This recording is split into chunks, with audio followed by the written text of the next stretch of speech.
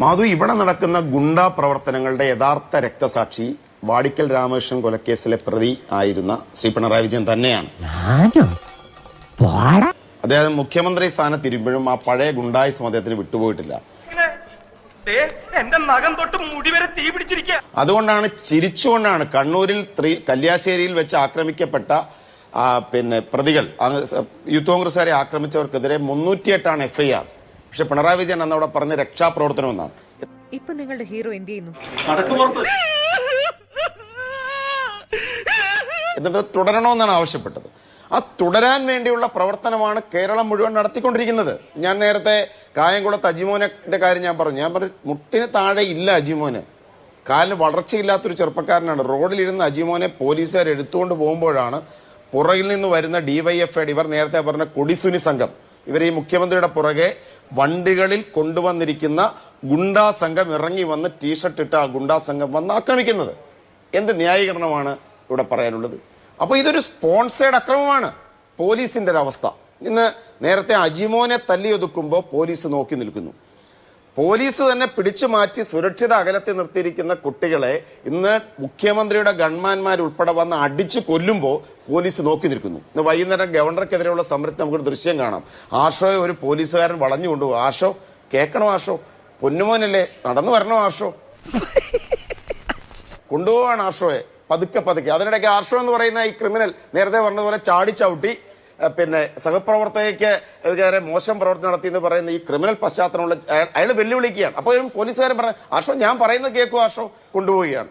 മറ്റൊരു വനിത, ഒരു SFIക്കാരിയായ വനിതാ പോലീസുകാരിയെ ആശ്വസിപ്പിക്കുകയാണ്. മോള് കരയരുത്, മോള് കരയല്ലേ എന്ന് പറഞ്ഞ് മുട്ടായി മേടിച്ചു കൊടുക്കാൻ എന്ന് പറഞ്ഞ് കൊണ്ടുപോവുകയാണ്.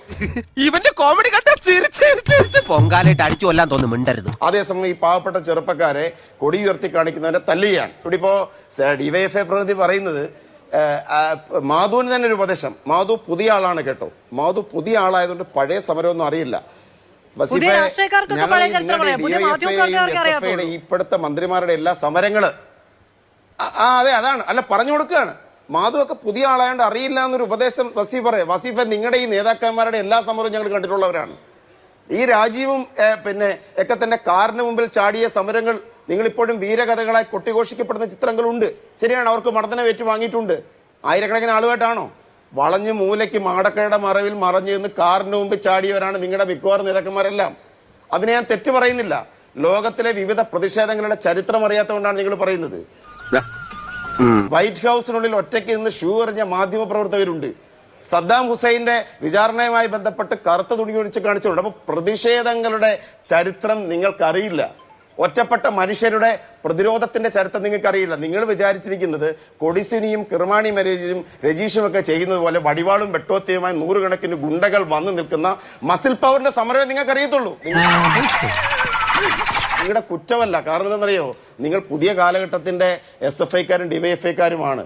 നിങ്ങൾക്ക് ഈ സമരചരിത്രത്തിനപ്പുറത്ത് മന്ത്രിമാരുടെ മന്ത്രിമന്ദിരങ്ങളിലെ അല്ലെങ്കിൽ അത്തരം പാദസേവയുടെ ചരിത്രമല്ലേ പുതിയ ആളുകൾക്ക് അറിയത്തുള്ളൂ. അപ്പൊ അതുകൊണ്ടാണ് ഒറ്റയ്ക്ക് നിന്ന് സമരം ചെയ്യുന്നവന്റെ ധീരത നിങ്ങൾക്ക് മനസ്സിലാക്കാൻ സാധിക്കാത്തത്. അളിന് കുഴപ്പമൊന്നുമില്ലല്ലോ. ഇതൊക്കെ എന്താണ് ഇവനല്ലേ ഇതൊന്നും കൊണ്ടത്?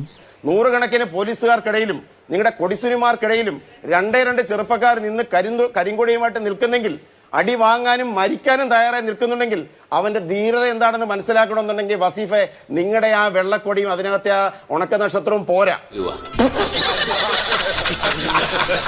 അതിനകത്ത് മനുഷ്യനെയും അല്ലെങ്കിൽ പ്രതിഷേധത്തെയും പ്രതിരോധത്തെയും മനസ്സിലാക്കാനുള്ള ഒരു ധൈര്യം വേണം. അപ്പൊ അതുകൊണ്ട് എണ്ണത്തിനപ്പുറത്ത് പ്രതിഷേധത്തെ മനസ്സിലാക്കാനുള്ള ഒരു അറിവ്, സമരചരിത്രങ്ങളുടെ അറിവ് പുതിയ DYFIക്കാരനും SFIക്കാരനും ഉണ്ടാകുന്നത് നല്ലതായിരിക്കും. അവിടെ നിൽക്കട്ടെ. അടുത്തതിന് സുരേഷിനുള്ള ചില മറുപടിയിലൂടെ പറഞ്ഞു തരാം. സുരേഷേ, ക്ലാസ് മുറിയിൽ കയറി വെട്ടിക്കൊല ചെയ്യപ്പെട്ട ഒരു ജയകൃഷ്ണൻ മാഷ് നിങ്ങൾക്കുണ്ടായിരുന്നു. ആ ജയകൃഷ്ണൻ മാഷിനെ വെട്ടിക്കൊന്ന കൊലയാളികളെ മൊകേരി സഹാക്കൾ എന്ന ഈ ക്രിമിനലുകൾ DYFIക്കാരൻ വിളിച്ചത് എങ്ങനെയാണ് ഒരു പുറത്തു വന്നതെന്ന് അറിയാമോ? നിങ്ങൾ എത്ര കേസ് ഒത്തുതീർപ്പാക്കി മാർക്സിസ്റ്റ് പാർട്ടിയുമായിട്ട്?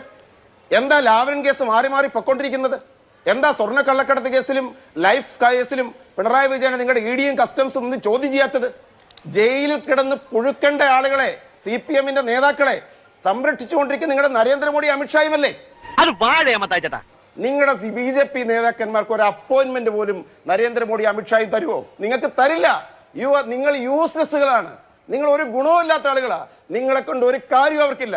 അവർക്ക് വേണ്ടത് പിണറായി വിജയനെയാണ്, അവർക്ക് വേണ്ടത് കേരള CPM-നെയാണ്. അതുകൊണ്ടാണ് പിണറായി വിജയന്റെ ലാവലിൻ കേസ് മാറി മാറി പോകുന്നത്. അതുകൊണ്ടാണ് സ്വർണ്ണ കള്ളക്കടത്ത് കേസിൽ സ്വപ്ന സുരേഷ് കസ്റ്റംസിന്റെ മുമ്പിൽ പോലീസിന് മുമ്പിലും 164 സ്റ്റേറ്റ്മെന്റ് കൊടുത്തിട്ട് ഒരു ചോദ്യം ചെയ്യാൻ പോലും ED വിളിപ്പിക്കാത്തത്. അതുകൊണ്ടാണ് സുരേന്ദ്രന്റെ കുഴൽപ്പണ കേസ് ഒത്തുതീർപ്പാവുന്നത്. അതുകൊണ്ട് സുരേഷേ, ഉപദേശം ഞങ്ങളോട് വേണ്ട. പോയി വല്ല പണിയുണ്ടെങ്കിൽ ഒരു അപ്പോയിന്റ്മെന്റ് എങ്കിലും ഒന്ന് മേടിയില്ല അമിത്ഷായോടൊക്കെ. എന്നിട്ട് പിണറായി വിജയനും CPM-നും പാദസേവ ചെയ്യ്.